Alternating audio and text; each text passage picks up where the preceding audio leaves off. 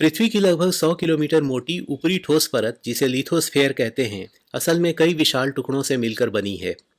ये टुकड़े tectonic plates कहे जाते हैं, जिनके ऊपर पूरे के पूरे महाद्वीप या कॉन्टिनेंट्स और समुद्र स्थित होते हैं।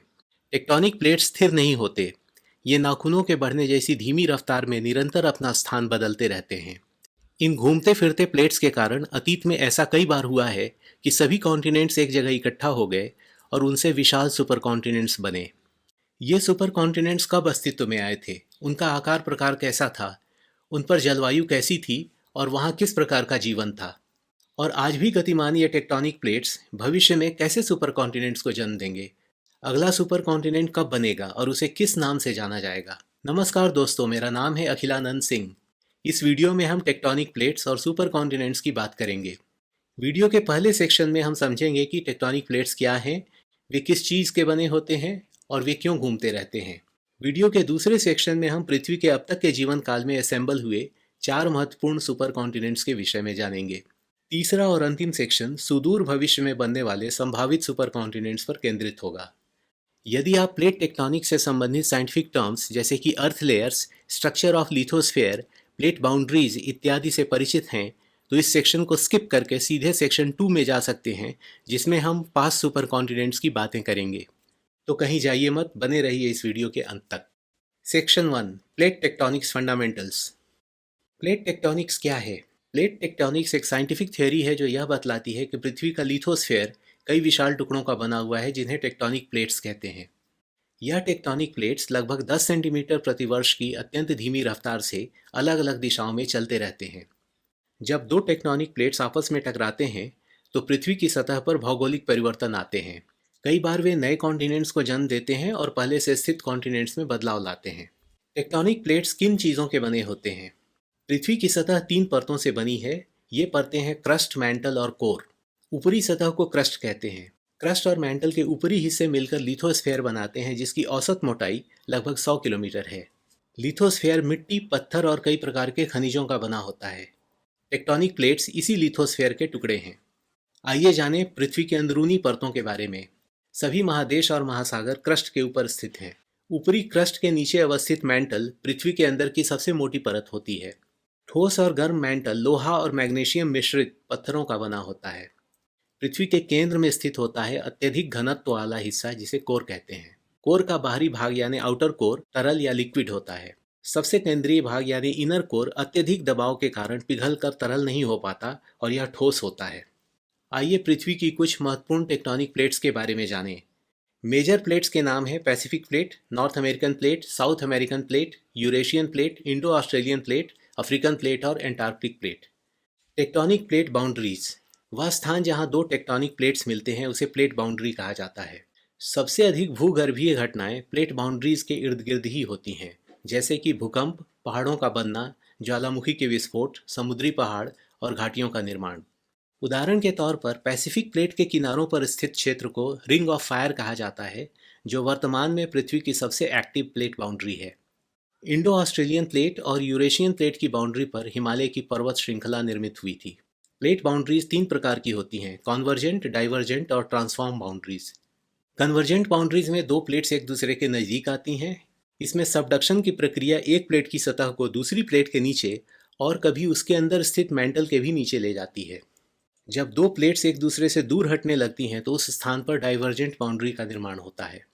डाइवर्जेंट बाउंड्रीज के पास अक्सर भूकंप आते हैं और पृथ्वी के अंदर का मैग्मा सतह पर आकर उष्णिक क्रस्ट का निर्माण करता है। Mid Atlantic ridge divergent plate boundary का एक उत्तम उदाहरण है। जब दो प्लेट्स एक ही दिशा में या विपरीत दिशाओं में सरकने लगती हैं तो उस स्थान पर ट्रांसफॉर्म बाउंड्री बनती है। नॉर्थ कैलिफोर्निया के पास स्थित San Andreas fault zone North American plate और पैसिफिक प्लेट के बीच की एक ट्रांसफॉर्म बाउंड्री है।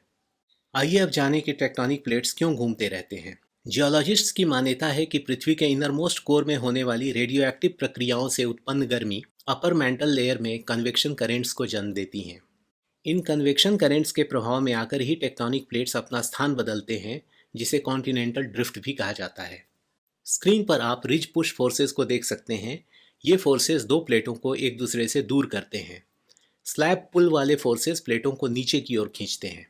सबसे पहले 1596 में अब्राहम ओर्टेलियस ने इस बात पर लोगों का ध्यान खींचा था कि अटलांटिक ओशन के दोनों तरफ के कॉन्टिनेंट्स, विशेष तौर पर अफ्रीका और साउथ अमेरिका के किनारे, कुछ ऐसे हैं जैसे वे एक दूसरे में फिट हो जाएं। कई अलग कॉन्टिनेंट्स में पेड़ पौधों और जीवों के ऐसे फॉसिल्स पाए गए हैं मानो वे कभी एक साथ जुड़े हुए थे। 20वीं सदी के आरंभिक वर्षों में जर्मन मीटीरियोलॉजिस्ट अल्फ्रेड वेगनर ने अपना एक अनुसंधान प्रकाशित किया और कहा कि कॉन्टिनेंटल लैंड मास अपना स्थान बदलते रहते हैं। शुरू में वेगनर की थियोरी को वैज्ञानिकों ने स्वीकार नहीं किया था, परंतु 1960 के दशक तक इसके समर्थन में व्यापक प्रमाण जुटा लिए गए थे। Section 2, earth super continents in past. Vaalbara पृथ्वी के पहले सुपर कॉन्टिनेंट का नाम था।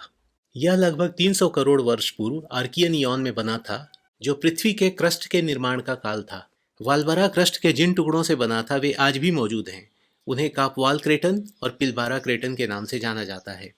क्रेटन पृथ्वी के कॉन्टिनेंटल लिथोस्फीयर के सबसे प्राचीन और स्थिर टुकड़ों को कहा जाता है। वर्तमान में कापवाल क्रेटन अफ्रीका में और पिलबरा क्रेटन ऑस्ट्रेलिया में स्थित हैं।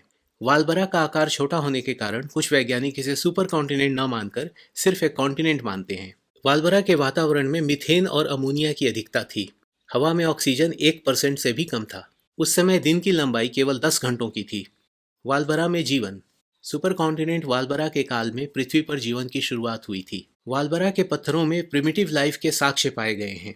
ये डोमेन आर्किया और बैक्टीरिया के अंतर्गत आने वाले अति सूक्ष्म लाइफ फॉर्म्स थे। समय के साथ टेक्टोनिक फोर्सेस ने सुपर कॉन्टिनेंट वाल्बरा के दोनों क्रेटन्स को अलग कर दिया। Super continent Columbia. अलग अलग वैज्ञानिक पृथ्वी के इतिहास में निर्मित हुए सुपर कॉन्टिनेंट्स की संख्या अलग बताते हैं, परंतु वे सभी 3 सुपर कॉन्टिनेंट्स के अस्तित्व को निश्चित तौर पर मानते हैं।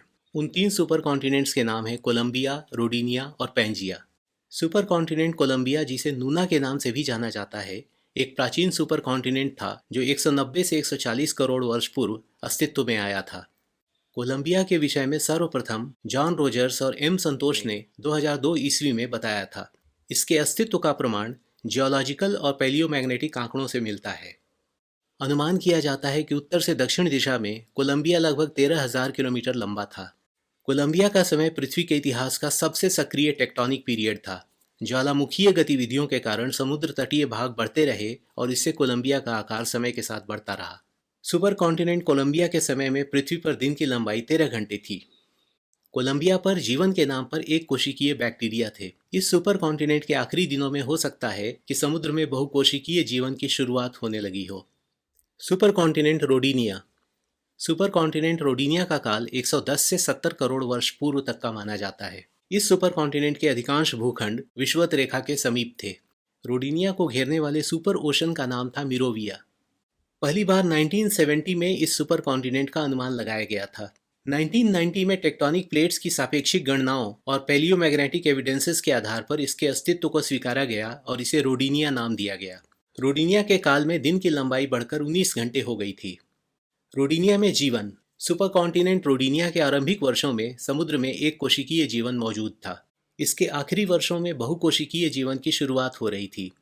समुद्र तटों के जमीनी हिस्सों में पौधे और एल्गी अलग हो रहे थे और समुद्र के अंदर प्रथम जीव सी स्पॉन्ज दिखने लगे थे। ओजोन लेयर अभी बना नहीं था, इसलिए जीव जंतु सिर्फ समुद्र में विकसित हो रहे थे, उनका जमीन पर आना संभव नहीं था। Super continent Pangaea. पैंजिया नाम का विशाल सुपर कॉन्टिनेंट 35 करोड़ वर्ष पूर्व से 17 करोड़ वर्ष पूर्व के बीच अस्तित्व में आया था। पैंजिया ग्रीक भाषा के शब्दों पैन और गाइया से मिलकर बना है। पैन का अर्थ होता है ऑल और गाइया का अर्थ होता है अर्थ। पैंजिया के भूखंडों के एक साथ जुड़ने की क्रिया लगभग 28 करोड़ वर्ष पूर्व पूरी हो गई थी। इस सुपर कॉन्टिनेंट का बिखराव 20 करोड़ वर्ष पूर्व अर्ली जुरासिक पीरियड में शुरू हो चुका था, जो क्रेटेशियस पीरियड में पूरा हुआ।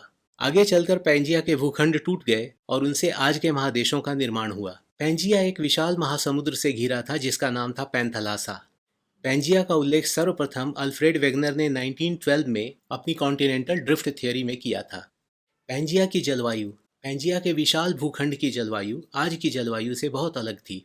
जिन अलग अलग भूखंडों से मिलकर पैंजिया बना था, उनके आपस में जुड़ने की प्रक्रिया में ऊंची पर्वत श्रृंखलाओं का निर्माण हुआ था।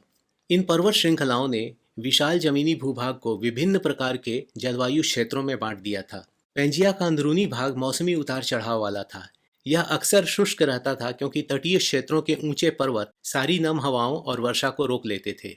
कभी कभी आने वाली तूफानी हवा तेज बारिश और बाढ़ लाती थी। ऊंचे जमीनी क्षेत्रों और समुद्र तटीय भागों में नियमित वर्षा होती थी। पेंजिया में जीवन 39 से 25 करोड़ वर्ष पूर्व सुपर कॉन्टिनेंट पेंजिया के कुछ हिस्सों में 4 पैरों वाले वर्टिब्रेट्स रहने लगे थे, जिन्हें टेट्रापॉड्स कहा जाता है। पानी और जमीन दोनों पर रहने वाले चौपाए जीव एमनियोट्स के रूप में विकसित हो रहे थे। इनमें से कुछ ने स्थलीय जीवन के लिए स्वयं को पूर्णतया ढाल लिया था, जिनमें शामिल थे रेप्टाइल्स, डायनासोर्स और मैमल्स। बीटल्स, ड्रैगन फ्लाई जैसे कीट पतंगे सर्वप्रथम पेंजिया में ही विकसित हुए थे। डायनासोर सबसे सफल प्रजाति के रूप में स्थापित हो रहे थे। पेंजिया के एकल भूखंड होने के कारण डायनासोर के जीवाश्म आज के सभी महादेशों में पाए जाते हैं। जुरासिक पीरियड में कुछ रेप्टाइल्स ने उड़ना सीखा और वे सबसे पहले पक्षी बने। पेंजिया में लगभग 25 करोड़ वर्ष पूर्व एक महाप्रलय की घटना घटी थी, जिसे पर्मियन ट्रियासिक मास एक्सटिंक्शन या द ग्रेट डाइंग के नाम से जाना जाता है। यह पृथ्वी की आज तक की सबसे क्रूर मास एक्सटिंक्शन की घटना थी। पर्मियन पीरियड के अंतिम सालों में पेंजिया के आंतरिक क्षेत्र अत्यधिक शुष्क हो गए थे। ज्वालामुखी विस्फोटों की संख्या भी काफी बढ़ गई थी। इन वजहों से ग्लोबल वार्मिंग चरम अवस्था में पहुंच गई और ऑक्सीजन की भीषण कमी एक भयावह मास एक्सटिंक्शन का कारण बनी, जिसमें स्थलीय जीव जंतुओं की 90% प्रजातियां विलुप्त हो गईं, 5% से भी कम समुद्री जीव और 1/3 से भी कम स्थलीय जीव बच पाए और अधिकांश पेड़ पौधे नष्ट हो गए। परंतु महाप्रलय बचे खुचे जीवन के लिए विकास के नए अवसर भी लाता है। अगले 10 लाख वर्षों में सिनैप्सिड्स ने, जो टेट्रापॉड वर्टिब्रेट्स थे, कई रूपों में अपने को विकसित कर लिया। इन्हीं सिनैप्सिड्स की एक शाखा ने फर्स्ट मैमल्स को जन्म दिया। Section 3, the next super continent. Super continent cycle. Tectonic plates ने पृथ्वी के इतिहास में 40 से 60 करोड़ वर्षों के अंतराल पर कई बार कॉन्टिनेंट्स को एक स्थान पर लाकर सुपर कॉन्टिनेंट्स की रचना की है। कॉन्टिनेंट्स के बार बार एक साथ आने और अलग होने के चक्र को सुपर कॉन्टिनेंट साइकिल कहते हैं। पृथ्वी के मैंटल पर तैरते कॉन्टिनेंटल प्लेट्स अपनी गति के दौरान आइसोस्टैटिक इक्विलिब्रियम को प्राप्त करने की कोशिश में लगे रहते हैं। अगला संभावित सुपर कॉन्टिनेंट पेंजिया प्रॉक्सिमा। क्योंकि पेंजिया आज से लगभग 20 करोड़ वर्ष पूर्व अस्तित्व में था, इसलिए सुपर कॉन्टिनेंट साइकिल के अनुसार अगले सुपर कॉन्टिनेंट का निर्माण आज से लगभग 25 करोड़ वर्ष के बाद संभावित है। अमेरिकन जियोलॉजिस्ट क्रिस्टोफर स्कॉटिस ने 1982 में अगले सुपर कॉन्टिनेंट की परिकल्पना की थी। उनके अनुमान से अगला सुपर कॉन्टिनेंट पेंजिया से कुछ मिलता जुलता होगा। इस कारण उन्होंने इसे पेंजिया अल्टीमा का नाम दिया। बाद में इसे पेंजिया प्रॉक्सिमा का नाम दिया गया। अनुमान है कि सुदूर भविष्य में अटलांटिक और इंडियन ओशन मिलकर मेडिटेरेनियन ओशन के समान एक नया ओशन बनाएंगे, जिसे दक्षिणी छोर से अंटार्कटिका बंद करेगा। इस प्रकार पेंजिया प्रॉक्सिमा के निर्माण का मार्ग प्रशस्त होगा। पेंजिया प्रॉक्सिमा में वैश्विक तापमान में गिरावट आएगी और वातावरण में ऑक्सीजन की मात्रा बढ़ जाएगी। संभावित सुपर कॉन्टिनेंट नोवोपेंजिया। 1990 के दशक के आखिरी वर्षों में ब्रिटिश जियोफिजिसिस्ट रॉय लिवरमोर ने अपना मत दिया कि अगला सुपर कॉन्टिनेंट कुछ अलग कॉन्फ़िगरेशन वाला होगा। उन्होंने नए सुपर कॉन्टिनेंट को नोवोपेंजिया का नाम दिया। नोवोपेंजिया का विस्तार उत्तरी ध्रुव से दक्षिणी ध्रुव तक होगा। इसमें प्रशांत महासागर अपना अस्तित्व खो बैठेगा, परंतु अटलांटिक महासागर कायम रहेगा। हम जानते हैं कि वर्तमान में अफ्रीका महादेश 2 भागों में खंडित हो रहा है। इस विखंडन के बाद नोवोपेंजिया में पूर्वी और पश्चिमी अफ्रीका के बीच एक नया महासागर निर्मित होगा। संभावित है कि नोवोपेंजिया में हिंद महासागर का भी अंत हो जाएगा और भारत और पूर्वी अफ्रीका एक साथ हो जाएंगे। संभावित सुपर कॉन्टिनेंट ओरिका। 2016 में लिस्बन यूनिवर्सिटी के जाओ डुआर्टे ने भविष्य में असेंबल होने वाले सुपर कॉन्टिनेंट को ओरिका का नाम दिया, जिसके केंद्र में ऑस्ट्रेलिया और अमेरिका एक साथ होंगे। सुपर कॉन्टिनेंट ओरिका का निर्माण अगले 25 करोड़ वर्षों में संभव है। डुआर्टे ने कहा कि प्लेट टेक्टोनिक्स की गतिविधियां दोनों ओशंस अटलांटिक और पैसिफिक का अस्तित्व समाप्त करके विषुवत रेखा के आसपास सुपर कॉन्टिनेंट ओरिका को स्थापित करेंगी। ओरिका में ऑस्ट्रेलिया अपना समुद्र खोकर चारों ओर से जमीन से घिरा होगा। ओरिका का केंद्रीय भाग शुष्क होगा और समुद्र तटीय क्षेत्रों की जलवायु आज के ब्राजील के जैसी होगी। संभावित super continent Amasia. American geologist Paul Hoffman ने 1992 में अपनी खोजों के आधार पर यह निष्कर्ष निकाला कि अगला सुपर कॉन्टिनेंट अमेजिया होगा, जिसमें नॉर्थ अमेरिका और एशिया निकट आ जाएंगे। अमेजिया में अटलांटिक और पैसिफिक महासागर कायम रहेंगे, मगर आर्कटिक महासागर विलुप्त हो जाएगा और अंटार्कटिका को छोड़कर आज के सभी कॉन्टिनेंट्स उत्तरी ध्रुव के पास इकट्ठा हो जाएंगे। कर्टिन यूनिवर्सिटी के प्रोफेसर जेंग जियांग ली का मत है कि पूरी पृथ्वी पर सिर्फ एक भूखंड के होने से वहां के इकोसिस्टम और पर्यावरण में बड़े बदलाव आएंगे। अमेजिया यदि बनता है तो इसमें पूरी पृथ्वी का तापमान बहुत कम हो जाएगा। लगभग संपूर्ण भूखंड के उत्तरी ध्रुव के पास संकेंद्रित हो जाने और समुद्र की गर्म जल धाराओं के ठंडे स्थानों तक ना पहुंच पाने के कारण बड़े भूभाग बर्फ की चादर में ढक जाएंगे। परंतु हाल के शोधों में कुछ वैज्ञानिकों ने यह पाया है कि अमेजिया शायद इतना ठंडा नहीं होगा। इनमें से किस सुपर कॉन्टिनेंट के बनने की संभावना सर्वाधिक है? हालांकि अलग अलग विद्वानों ने अगले सुपर कॉन्टिनेंट के प्रारूप की 4 अलग संभावनाएं जताई हैं। हाल के कंप्यूटर सिमुलेशंस अमेजिया की ओर इशारा करते हैं। यह भी संभव है कि करोड़ों वर्ष के बाद जब अगला सुपर कॉन्टिनेंट बने तो वह इन चारों संभावनाओं से बिल्कुल अलग हो।